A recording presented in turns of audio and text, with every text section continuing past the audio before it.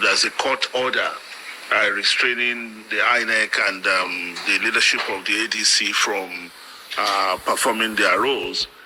We found it a bit curious in the sense that even as a layman, we know that you give injunction to something that has not happened. You don't give injunction to something that has already happened. So INEC has already acted and recognized the leadership. So you can't give injunction to something that's already happened. So we found it quite curious. And then we requested for the document, the actual ruling. Then we found that there was actually no such thing. Now, that leads us to the logical question. So what was the motive of the people that were spreading this disinformation and misleading the public? But, again, you cannot hide, because we saw the people spreading these stories, and we saw them, and there are people who are directly connected to people within the government circle. So we know it's the continuation of the same agents of destabilization that have been working so hard to ensure that Nigeria is dragged down to a one-party state. So luckily for us, unfortunately for us, what the ruling was very clear.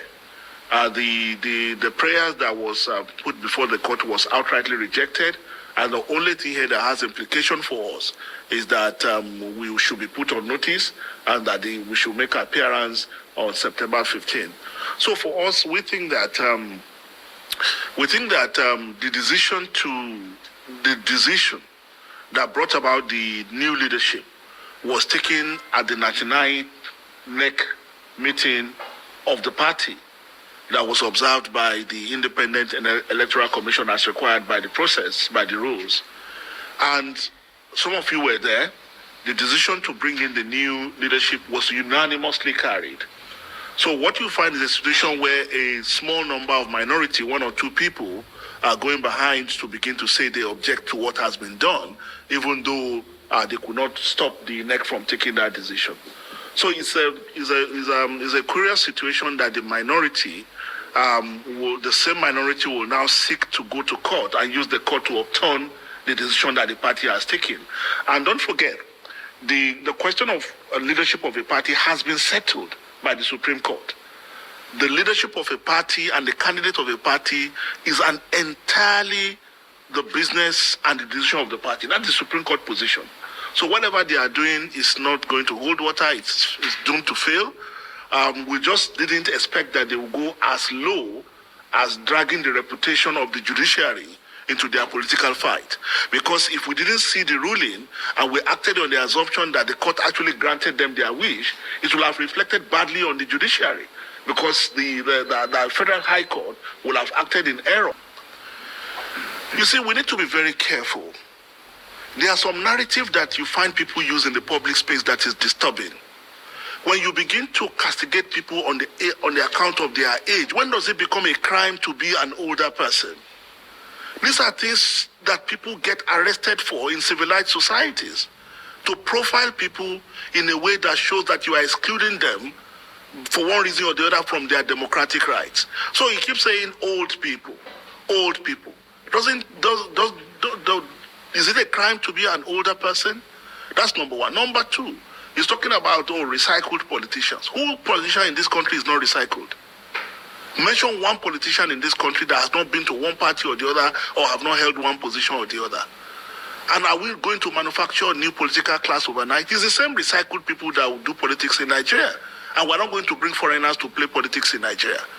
So by the time I've listened to his rhetoric, and like I said, it's wrong, it's divisive, it's inflammatory, and it should be condemned.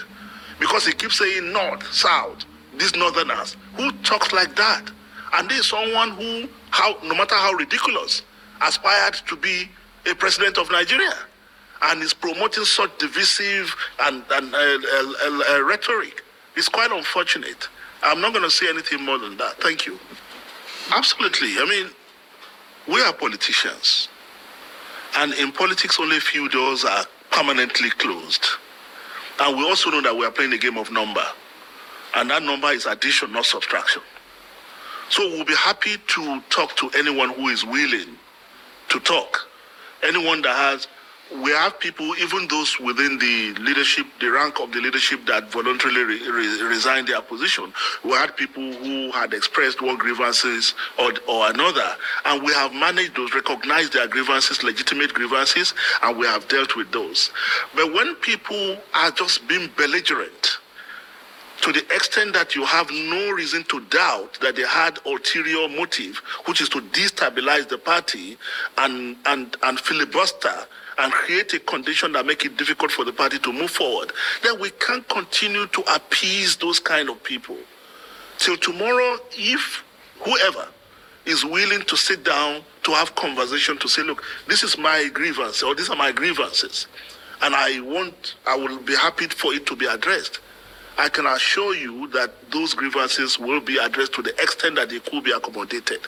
But if what you are doing is to continue to drag the party back, to continue to create a condition that Nigerians would think that we are permanently in crisis, don't forget this was the same thing that was done to PDP. This was the same thing that was done to Labour Party.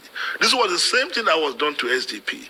And the same agents that were driving this, the same forces that were driving this, that are also driving these particular individuals. The person that went to court, with due respect, I'm very confident that I know him. I'm very confident that he doesn't have the resources to push this. So who is funding it?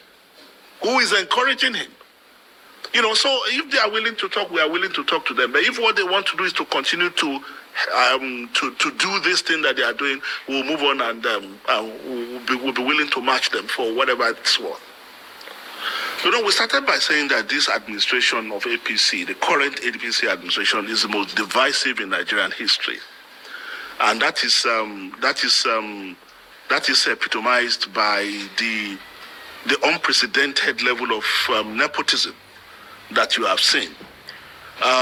If you take a roll call of appointments that the current administrations have made and attach their positions to it, we don't need to add anything. It will be clear to you that they have engaged in a government that recognizes only a small circle of cronies and friends to operate with them. Now, having said that, in reaction to this accusation of, it was in reaction to the accusation of the government favoring a particular part of the country and ignoring a particular part of the country that the government decided to publish the what they will call the facts that they hope will disprove the allegation that they have been biased against a particular part of the country. But what they ended up doing by releasing that information is confirming the allegation.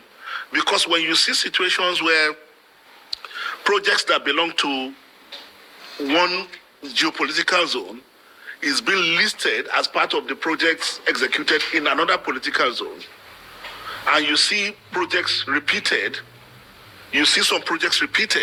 double entry for some projects, then some project exaggerated, a 34-kilometer road listed as 130-something kilometer road, then you begin to ask yourself, is it